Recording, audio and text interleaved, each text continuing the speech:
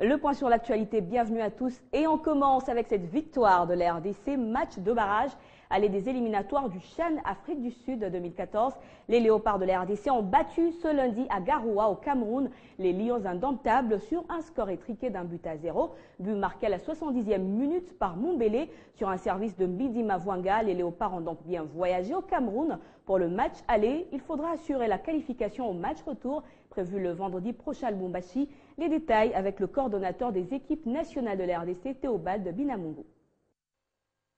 Vous savez que l'équipe s'est préparée à Kinshasa pendant 10 jours. Santos a eu le temps de pouvoir peaufiner toute sa stratégie. Il a eu tous ses poulets avec lui.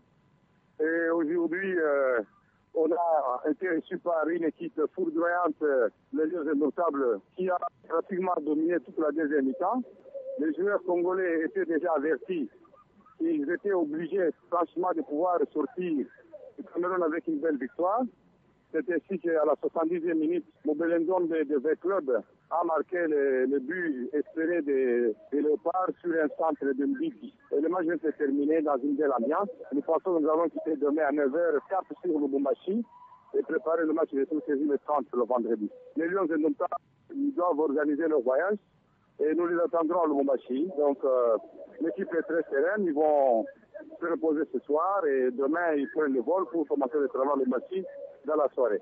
Nous voulons absolument qualifier l'équipe nationale. Ça, c'est une victoire, mais c'est un match que nous devons oublier trop vite pour préparer déjà le match retour qui sera très serré à Lubumbashi. Direction le Nord Kivu, une délégation ministérielle séjourne à Goma depuis dimanche. Ce lundi, elle a tenu une réunion de sécurité avec les généraux de l'armée, la police et les autorités provinciales pour faire un état de lieu sur les récents bombardements et les dégâts causés. Un autre sujet resté en suspens, c'est le dossier de deux civils de Goma tués par les militaires de la MONUSCO.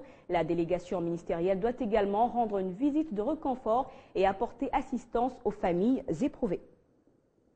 Et puis, nous vous en avions parlé dans nos précédentes éditions. La ville de Goma a été secouée la semaine qui vient de s'écouler par des bombardements en provenance du Rwanda, selon le gouvernement de la RDC. Une affirmation également des autorités du Nord Kivu. Après la visite de certains sites, les dégâts sont énormes. Le vice-gouverneur du Nord Kivu n'a pas mâché ses mots. Ce sont bien des bombes en provenance du Rwanda. Après le bombardement de jeudi dernier, Goma évalue les dégâts et compte ses victimes. Elles sont chiffrées par dizaines, extraites de ces décombres.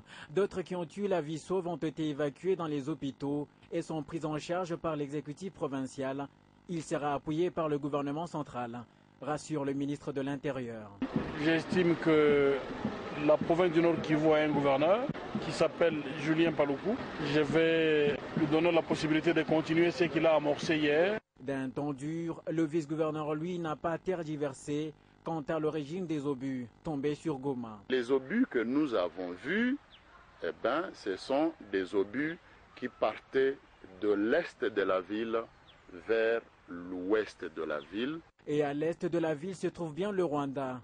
Ce pays, accusé depuis toujours d'être à la base de l'instabilité dans cette partie de la RDC, considéré comme parrain de toutes les rébellions qui déstabilisent l'est du pays, il en est aussi le protecteur. Depuis toutes les agressions qui ont fait des victimes au Congo, que ce soit les Mutebutsi et tous les autres, ils se trouvent au Rwanda. Goma pleure aussi deux de ses fils tombés lors de la marche de colère de samedi dernier pour dénoncer la léthargie des forces onusiennes, accusées d'avoir tiré sur les manifestants. Une enquête a été ouverte pour faire la lumière sur cette affaire. Sachez également que le groupe Mai Mai Raia Mutomboki a déposé les armes et a salué les efforts de l'autorité provinciale. Il faut préciser que ce sont là les retombées des journées sociales de sécurité de la paix organisées par le gouverneur de province Julien Paluku à l'initiative du chef de l'État Joseph Kabila.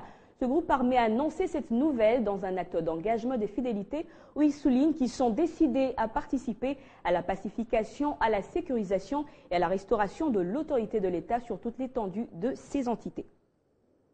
À Kinshasa, la réunion de la Troïka stratégique présidée par le Premier ministre Matata Ponyo s'est tenue. Ce lundi, la réunion s'est penchée sur les mesures relatives à la dédollarisation de l'économie, l'importation des véhicules d'occasion, mais aussi la spéculation sur le prix du ciment. Cette réunion a connu aussi la participation du vice-premier ministre, ministre du Budget, Daniel Moukoko-Samba, du ministre de l'Économie, du ministre délégué aux Finances et le gouverneur de la Banque centrale. Suivez. Nous avons poursuivi les réflexions et les discussions sur la matrice des mesures relatives à la dédollarisation de l'économie. L'objectif est de s'assurer que ces mesures soient appliquées le plus rapidement possible, conformément au chronogramme qui a été convenu. Des mesures ont été prises concernant la paye par voie bancaire dans les territoires où cela a posé des problèmes pour que d'ici le mois d'octobre, on puisse faire fonctionner un système qui fait que Caritas paye les enseignants dans les territoires à problème. Sur l'importation des véhicules usagés, je crois fondamentalement, c'est une mesure prise il y a quelques mois, avec un délai de mise en œuvre. Faisons le choix. Si nous voulons être la poubelle du monde, alors acceptons qu'on vienne déverser sur notre territoire les véhicules qui sont refusés partout au monde. Concertation nationale, la société civile du Congo Plateforme, qui comprend près de 2000 organisations membres, confirme sa présence à ce forum à la hauteur de 20 délégués. Une façon pour elle de se mettre à l'abri de la polémique autour du quota des membres de la société civile. Elle a fait savoir à travers cette déclaration que je vous propose de suivre. Nous sommes au Palais du Peuple. Le bâtiment que voici est le siège des institutions de la République démocratique du Congo. Eux, ce sont les membres de la société civile du Congo venus faire entendre leur voix par cette déclaration à la veille de la tenue des concertations nationales. La plateforme entend de cette rencontre qui est une opportunité de permettre au pays de recouvrer la paix totale sur l'ensemble de ces 2 345 000 km² pour suivre sa participation, comme depuis 2 années, à tout processus de paix en cours. Les concertations nationales constituent une opportunité historique, importante pour assurer la cohésion nationale et la poursuite de l'œuvre de la reconstruction. Mais une chose, la SOSICO se met à l'abri de la polémique sur le quota. Nonobstant son absence au comité préparatoire, elle demeure incontournable au sein de la société civile congolaise et confirme sa présence aux concertations nationales à la hauteur de 20 délégués. Elle joue également un rôle interpellateur. D'autres regroupements ne sont que des ressuscités qui, après les concertations nationales, vont disparaître en attendant d'autres opportunités. Étonnant mais vrai, depuis l'annonce des concertations nationales, une profonde agitation est observée au sein de la société civile en RDC, ce en rapport avec sa participation. Un intérêt compréhensible, mais qui cache sans doute un autre souci, car l'on remarque la naissance de nombreux regroupements de dernière minute qui en plus s'adonnent à la lutte contre les vraies plateformes, situation que dénonce aussi la SOSICO.